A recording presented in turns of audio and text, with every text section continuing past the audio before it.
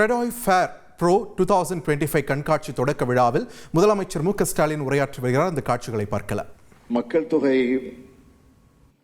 பெருக்கம் அதிகம் இருக்கக்கூடிய நாட்டில் மக்களுடைய எல்லா தேவைகளையும் அரசே செஞ்சிட முடியாது. உங்களை போன்ற அமைப்புகளும் இணைந்து செயல்படணும். அப்படி மிக சிறப்பாக செயல்பட்டு கொண்டு வரீங்க. நீங்க கிரெடாய் அமைப்பு தொழில் முன்னேற்ற கொள்கைகளை உருவாக்குறீங்க.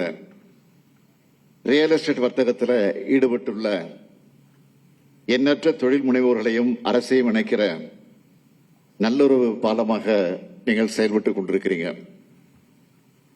ரியல் எஸ்டேட் துறையின் வெளிப்படைத்தன்மை, ஒழுங்கு மற்றும் பொறுப்புடன் கூடிய செயல்பாட்டை கிரெடாய் உறுதி செய்கிறத நான் மனதார பாராட்டுகிறேன். ரியல் எஸ்டேட் மற்றும் உட்கட்டமைப்பு மேம்பட்ட உள்ளடக்கின வீட்டு வசதி மற்றும் நகர்ப்புற வளர்ச்சித்துறை மாநிலத்தின் பொருளாதார வளர்ச்சியை உறுதி செய்கிற ஒரு முக்கியமான துறையாக அமைந்திருக்கிறது. நம்ம மாநில மக்கள் தொகையில 48 விழுக்காடு மக்கள் நகர்ப்புறத்தில் வசிக்கிறாங்க. இதனால நாம மிகவும் நகரமயமாக்கப்பட்ட மாநிலமாக இருக்கிறோம்.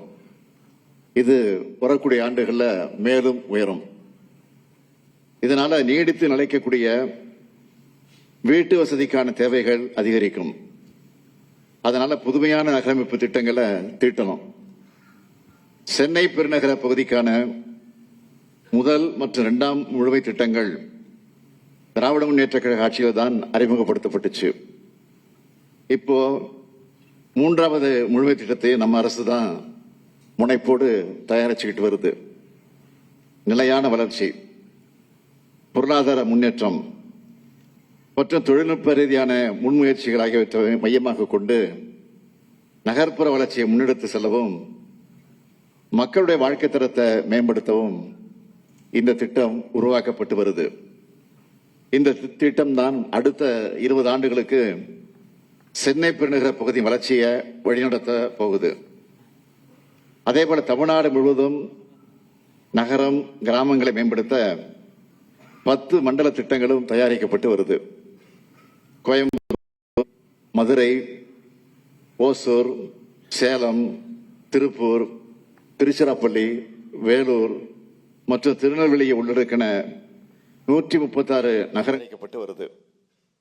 கோயம்புத்தூர், மதுரை, ஓசூர், சேலம், திருப்பூர், திருச்சிராப்பள்ளி, வேலூர் மற்றும் திருநெல்வேலியை உள்ளடக்கின 136 நகரங்களுக்கும் திட்டம் தயாரிக்கப்பட்டு வருது. ஓசூருக்கான முழுமை திட்டமும் சமீபத்தில் வெளியிடப்பட்டிருக்கு. கோயம்புத்தூர் மற்றும் மதுரைக்கான முழுமை திட்டம் அடுத்த மாதத்திற்குள் வெளியிடப்படும் என்பதையும் நான் தெரிவித்துக் கொள்கிறேன். சென்னை மாநகரை சுற்றி இருக்கக்கூடிய 9 வளர்ச்சி மையங்களான மீஞ்சூர், திருவள்ளூர், திருமழிசை, மாமல்லபுரம், செங்கல்பட்டு, காஞ்சிபுரம், மறைமலை நகர், திருப்பரங்குன்றம் மற்றும் பரந்தூர் ஆகிய பகுதிகளுக்கு புதுநகர் வளர்ச்சி திட்டங்கள் தயாரிக்கப்பட்டு வருது. புதுநகர் திட்டங்களோட நோக்கம் என்ன என்றால், சென்னையோட நெரிசலை குறைக்கணும், பொருளாதார மையங்களை உருவாக்கணும், போக்குவரத்து இணைப்புகளை ஏற்படுத்தணும், சென்னை மாநகரை சுற்றி இருக்கக்கூடிய பகுதிகளில் நிலையான வளர்ச்சியை உறுதி செய்யணும். இதுதான் நோக்கம். கடந்த 10 ஆண்டுகளில் இப்படியான திட்டங்கள் தயாரிக்கிற பணி தேக்கமடைஞ்சு இருந்துச்சு. அந்த நிலையை மாற்ற நம்ம அரசு முனைப்போடு செயல்பட்டு வருது. நான் கிரெடாய் ஃபேர் ப்ரோ 2023 கலந்துக்கிட்டப்போ ஒரு உறுதி அளித்தேன். அதை செயல்படுத்துகிற வகையில் ஒற்றைச்சாளர் முறை மற்றும் இணையதள கட்டட அனுமதி பெறக்கூடிய முறை தற்போது நிறைவேற்றப்பட்டிருக்கு. மனை மற்றும் கட்டிட ஒப்புதலுக்காக பெறப்படும் விண்ணப்பங்களை விரைவாகவும் வெளிப்படைத்தன்மையோடு குறைகளை தெரிஞ்சுக்கிட்டு செயலாற்றும் விதமாகவும் வடிவமைக்கப்பட்டிருக்கு. இந்த திட்டத்தின் கீழ் மனைப்பிரிவு மற்றும் கட்டடம் ஆகியவற்றுக்கு வழங்கப்படுகிற திட்ட அனுமதிகளோடு 45 விழுக்காடு அதிகரிச்சிருக்கு. ஒப்புதல் வழங்குவதற்கான கால அளவு 180 நாட்களிலிருந்து 64 முதல் 90 நாட்களாக குறைஞ்சிருக்கு. நம்ம திராவிட மாடல் அரசு எப்பவுமே பொதுமக்களோட தேவையை உணர்ந்து செயல்படுகிற அரசு என்பதற்கு இதெல்லாம் ஒரு சின்ன எடுத்துக்காட்டாக விளங்கி கொண்டிருக்கிறது.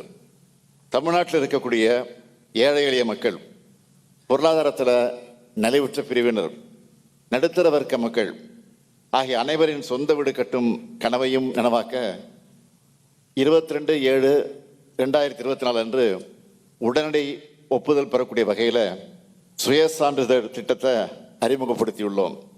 இந்த திட்டத்தின் வாயிலாக 2500 சதுரடி கொண்ட மன இடத்துல 3500 சதுரடி கட்டப்பரப்பு வரைக்கும் தரைத்தளம் மற்றும் முதற்தளம் கொண்ட குடியிருப்பு கட்டடங்களுக்கு எந்த அரசு அலுவலகங்களுக்கும் போகாம மக்கள் வீட்டில் இருந்தபடியே சுயசான்றிதழ் முறையில் அனுமதி பெற வழிவகை செய்யப்பட்டிருக்கு. இந்த திட்டத்தின் கீழ் கட்டப்படுகிற குடியிருப்பு கட்டடங்களுக்கு கட்டட முடிவுற சான்று பெறுவதில் இருந்து விலக்களிக்கப்பட்டதில்ல. இதனால் வர 51,000 கட்டட அனுமதிகள் பெறப்பட்டிருக்கு. குறுகிய காலத்தில் இந்த திட்டமானது மக்கள்கிட்ட பெரும் வரவேற்பை பெற்றிருக்கு. அதனால முன் அனுமதிக்கப்பட்ட 100 கட்டட திட்டங்களை பதிவேற்றி இந்த செயல்முறையை மேலும் செம்மைப்படுத்தி எளிமையாக்குவதற்கான முயற்சிகளில் வீட்டு வசதித்துறை தற்போது மேற்கொண்டு வருது. சென்னையோட உள்பகுதிகளில் ஏற்படுகிற நெரிசலை தவிர்க்கவும், வெளிவட்ட சாலைகளுக்கு இணைப்பை மேம்படுத்தவும், போக்குவரத்து முனையங்களை பரவலாக்கவும் சிஎம்டிஏ மூலமாக கிளாம்பாக்கம், மாதவரம் மற்றும் குத்தம்பாக்கம் ஆகிய இடங்களில் 3 புதிய புறநகர் பேருந்து முனையங்களை உருவாக்கி இருக்கிறோம். குத்தம்பாக்கம் பேருந்து முனையம் விரைவில் மக்களுடைய பயன்பாட்டிற்கு வர இருக்கு. சென்னை பெருநகர மண்டல போக்குவரத்து தேவைகளை கருத்திலே கொண்டு தமிழ்நாட்டின் நீண்டகால வளர்ச்சிக்கான இலக்கை அடைகிற வகையில் செங்கல்பட்டு மற்றும் மாமல்லபுரத்தில் நவீன போக்குவரத்து முனையங்கள் அடுத்த ஆண்டு திறக்கப்பட இருக்கு. சென்னையோட நீண்ட கடற்கரை பகுதியும் ஏரிகளும் இயற்கை நமக்கு வழங்கியிருக்கக்கூடிய பெரும் கொடைகள்.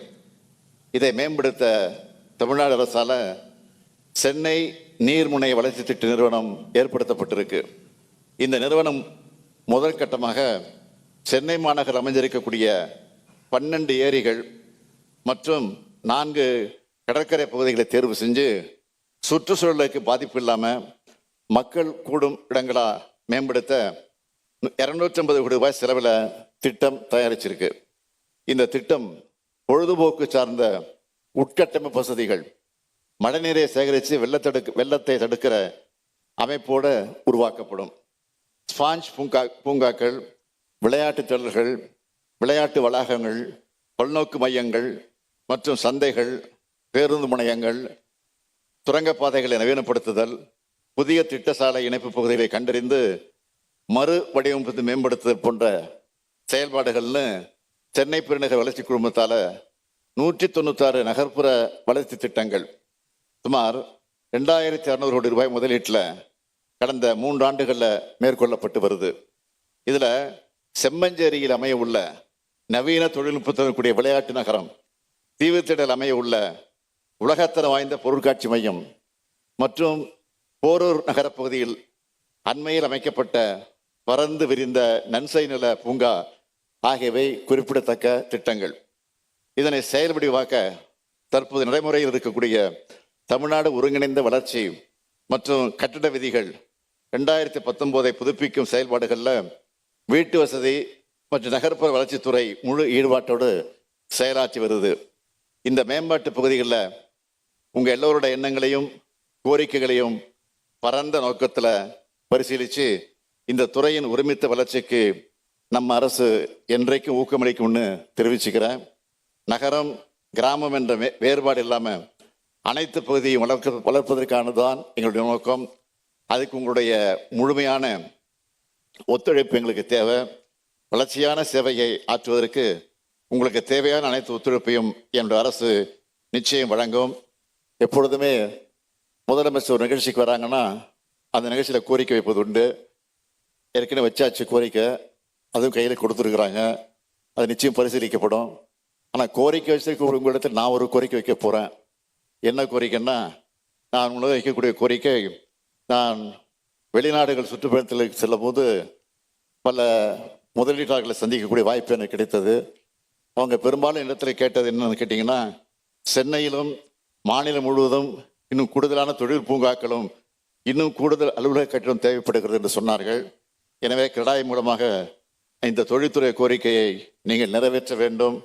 நீங்கள் கட்டக்கூடிய பெரிய அடுக்குமாடி கட்டிடத்தை அருகிலேயே அந்த பூங்காக்கள் நீர்நிலைகளை அழகுபடுத்த பராமரித்துக் கொள்வதற்கு உங்களை ஈடுபடுத்திக் கொள்ள வேண்டும் என்று நான் அன்போடு கேட்டு இந்த சிறப்பான வாய்ப்பை தந்த உங்கள் அனைவருக்கும் மீண்டும் ஒரு முறை நன்றி சொல்லி இந்த மாநாடு வெற்றியோடு நிறைவேற வேண்டும், வெற்றி பெற வேண்டும் என்று மனதார வாழ்த்தி விடைபெறுகிறேன். நன்றி, வணக்கம்.